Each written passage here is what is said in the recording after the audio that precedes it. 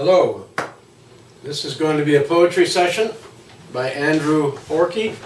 I'm going to read from a couple of books that won the United Nations Award for Literature a few years back, one called African Stilt Dancer and one called San Miguel de Allende, a UNESCO monument town in Mexico. And these are available at Amazon.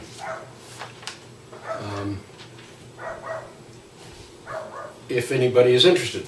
I'm going to start with a little idea first, and that is that if any of you corporate executives are out there listening, I know you're thinking about out-of-the-box thinking and innovation. These are the buzzwords these days, and yet you bring in consultants who've never been out of the box themselves. They are rational, intellectual, very computer-oriented, and many of them suffer from CPS, continuous partial attention.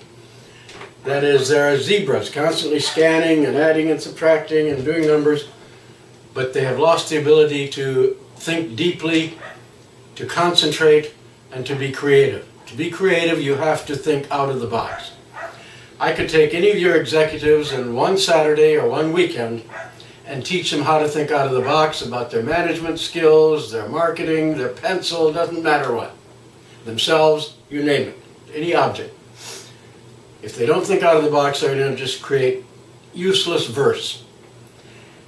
Poetry forces you to think out of the box because the total concept, every line, every word, every image has to be unique. Everyone can do that because everyone has a different fingerprint. Everyone is unique. If they're truly expressing themselves and thinking out of the box to discover, to recreate themselves and go farther. When I say poetry, I'm not talking verse, Mary had a little lamb, blah, blah, blah, or even poetry as words. I'm talking about painting and art, anything creative, and especially physics. Astrophysics has become very poetic. I would say the greatest poem of the 20th century was probably E equals mc squared. 5 little symbols. And it brought the whole universe into a great complexity, into a wonderful simplicity. I'm going to start with a little out-of-the-box thinking about Africa, where I've spent a great deal of my time. I worked in 33 countries there. I was Peace Corps director there.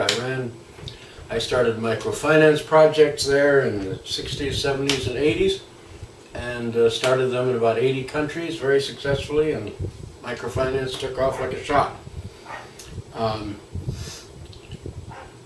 What I'm thinking about in Africa, this is the wonderful piece of art that an artist in San Miguel de Allende, Mexico, did for the book. I'm thinking about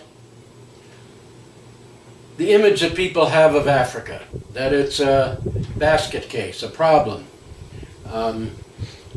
Low income, lots of poverty, lots of disease, lots of problems.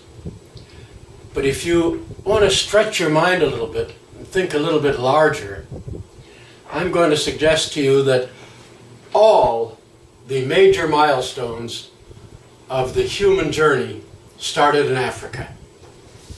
That is where the Homo genius started, the species Homo sapiens. Now we know that that is where talk started about 50 to 70,000 years ago. We think in such little tiny time frames. Just think, talk has almost taken over for life. And yet it started only 50 to 70,000 years ago in Africa. Now the recent article in the New York Times said that writing also started in Africa, near Abu Simbel.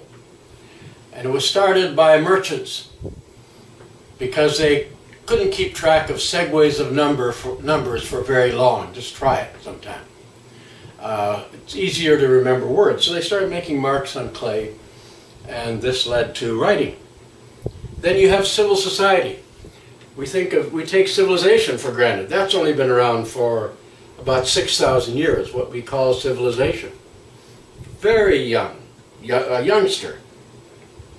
And yet that too had its beginning in Egypt, maybe simultaneous with Ur and the Middle East, but it certainly began about that time in Egypt and Africa again.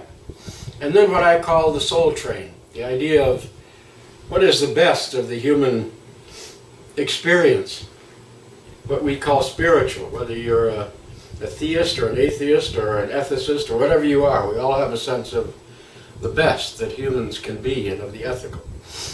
And I associate that too with the kind of creative expression that you find in jazz and blues and everywhere in Africa. You have these wonderful rituals and traditions that I find to be very soulful.